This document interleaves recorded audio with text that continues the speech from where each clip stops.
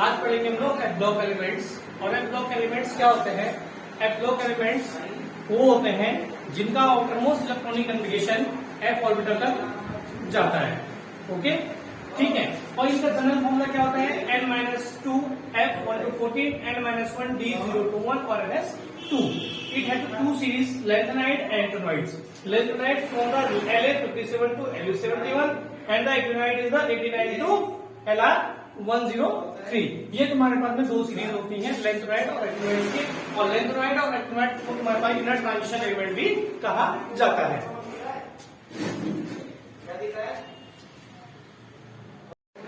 Now electronic configuration of F block elements. तो F block element का electronic configuration करते हैं तो ये हमारे पास सारे एलिमेंट्स, मैंने पहले एलिमेंट्स लिख दिए ताकि डिस्टर्बेंस में होगी स्टडी में, इसलिए मैंने एलिमेंट्स पहले लिख दिए और इलेक्ट्रॉनिक कन्फिगरेशन भी कर दिया है। क्योंकि इसके इलेक्ट्रॉनिक कन्फिगरेशन को इतनी ज्यादा याद नहीं किया जा सकता है, तो आप लोग सिलेक्टेड आप लोगों को याद रखने हैं, ठीक है। जैसे यहाँ पे तुम्हारे पास 4F7 और 5D और ये एक्सेप्शनल केसेस जितने ज्यादा होंगे, और इनर ट्रांजिशन एलिमेंट इसीलिए कहा जाता है इनको क्योंकि इनके पास में ज्यादा एक्सेप्शनल केस होते हैं। समझ रहे बात मेरी? ठीक है। तो इसमें तुम्हारे पास जनरली क्वेश्चन नहीं आता है, लेकिन जब हम मैग्नेटिक मूवमेंट या कलर को फाइंड करते हैं तो वहां पे तुम्हें इलेक्ट्रॉनिक कन्फिगरेशन को याद रखना पड़ेगा। या तो याद रख लीजिए भाई डी तो हमारे पास में केवल एक 64 को याद रखा गया, 64 ये 64 को देखिए, एक में हमारे पास नहीं, लास्ट वाले में डी पे 1, बाकी सब 0 है। ऐसे में तुम्हारे पास में क्या है? 2 इलेक्ट्रॉन्स है, और यहाँ पे देखिएगा 2 3 4 5 6 है, 7 2 बार है, 7 के 8 नहीं है, 9 है, 10 है, 11 12 13 14 और लास्ट में 14 है तुम्हारे पास में। आप उसको इस टाइप से याद कर सकते हो, ठीक है, कि लास्ट के 2 जो है तुम्हारे पास में 14 बाकी 13 12 11, फिर 9 के ऊपर 8 नहीं है, 7 है, फिर 6 5 4 3 2 1, ठीक है। डी में 1 है तुम्हारे पास में। अच्छा, जो लेंथेनाइड है, लेंथेनाइड के बाद की जो सीरीज होती है वो एफ ब्लॉक की सीरीज होती है।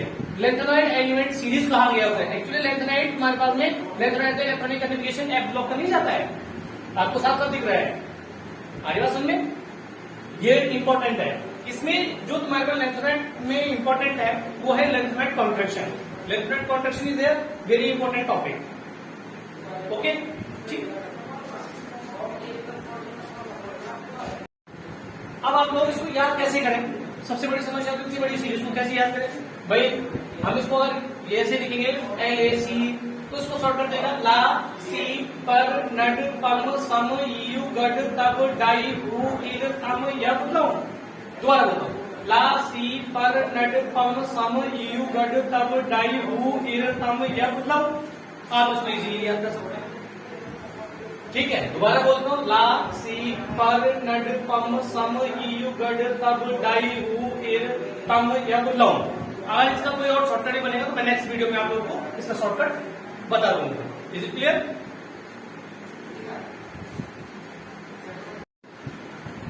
नेक्स्ट ऑक्सीजन स्टेट में, इस स्टेट में क्या होता है कि जो लेंथेनाइड एलिमेंट्स होते हैं इनका जो स्टेबल ऑक्सीजन स्टेट होगा क्या होगा? +3 का स्टेबल ऑक्सीजन स्टेट होगा। कोई कई इसमें ऐसे हैं जिसका +2 भी है +4 भी है, ठीक है। But maximum of the F block elements in the +3 oxygen state.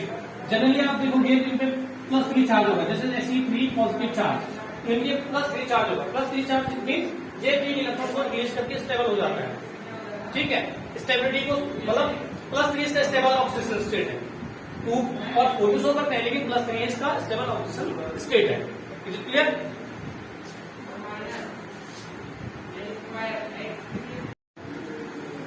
Basic property of lanthanide hydroxide.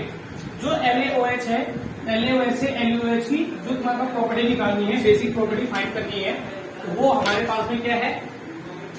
देखो, बेस होता क्या है? जैसे LaOH का होल प्राइस है, मैं इसको La और OH को तुम्हारे पास में La3 पॉजिटिव और OH3OH नेगेटिव को एक साथ निकाल दो, ठीक है। मतलब जो OH नेगेटिव को बाहर निकालता है या OH नेगेटिव को रिलीज करता है वो बेसिक होता है। Clear point? अब देखो यहाँ पे बात, जब मैं लेंथेनाइड सीरीज की बात करता हूँ La से और Lu की तरफ, लेफ्ट राइट जाने से ये लेफ्ट राइट चल रहे हैं हम लोग, है ना, इधर से यहाँ दाएं से बाएं चल रहे हैं हम लोग, ठीक है। हम इधर से इधर के लिए चल रहे हैं, ठीक है। ध्यान दें, इधर से इधर के लिए चल रहे हैं, साइज क्या होता है?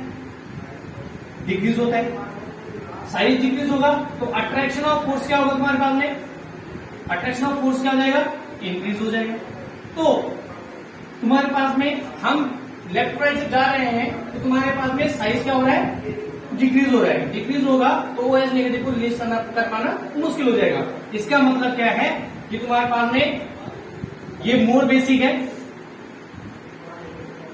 और ये क्या है, लेस बेसिक है तुम्हारे पास में। ठीक है, लेस बेसिक क्यों हुआ, क्योंकि यहाँ पे तुम्हारे पास अट्रैक्शन ऑफ OH को इजीली रिमूव नहीं करेगा और ये OH को इजीली तो रिमूव कर देगा, सो दैट।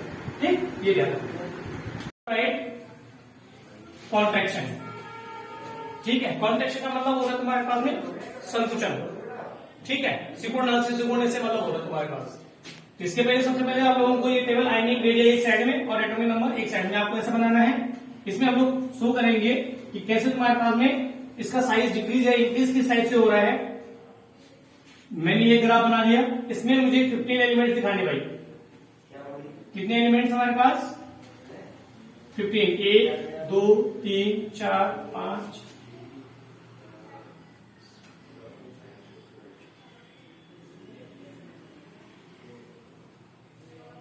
लीजिए, ला सी पर नड, ला सी पर नड, पम सम यू गड तब डाई हु फिर तम यब लम। सब पे +3 चार्ज। मैंने पहले बताया था +3 चार्ज क्यों होता है, क्योंकि +3 का स्टेबल ऑक्सीडेशन स्टेट होता है। +3 ऑक्सीडेशन स्टेट इनका क्या होगा, स्टेबल होगा। और ये तुम्हें 15 के 15 एलिमेंट्स याद होने चाहिए, तभी जाके आप इलेक्ट्रोलाइट कॉन्ट्रैक्शन को इजीली कर पाएंगे। मैंने लिख दिया ये। अब देखिएगा, ये रेडियस नीचे जाने पर क्या हो रही है, डिक्रीज। एटॉमिक नंबर क्या हो रहा है, increase. Atomic number is increases and ionic and atomic radii is decreases। जब एटॉमिक नंबर बढ़ता है इंक्रीज होता है, लेकिन आयनिक और एटॉमिक रेडियाई या साइज, ठीक है, आप साइज भी लिख सकते हैं, रेडिया ऑब्लिक साइज डिक्रीज होता है। तो जब तुम्हारे पास में इस टाइम पे जो फिनोमिनन या जो घटना होती है, जो उस टाइम पे दिखाई देता है, दैट इज द लेंथोनाइट कॉन्ट्रैक्शन। अब ये लेंथोनाइट कॉन्ट्रैक्शन क्यों होता है, हमारे पास में हम लेंथोनाइट कॉन्ट्रैक्शन को पढ़ रहे हैं, तो कॉन्ट्रैक्शन होने का रीजन होना चाहिए।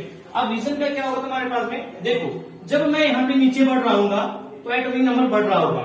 एटॉमिक नंबर बढ़ रहा होगा तो न्यूक्लियर चार्ज बढ़ रहा होगा, न्यूक्लियर चार्ज या इफेक्टिव न्यूक्लियर चार्ज ENC।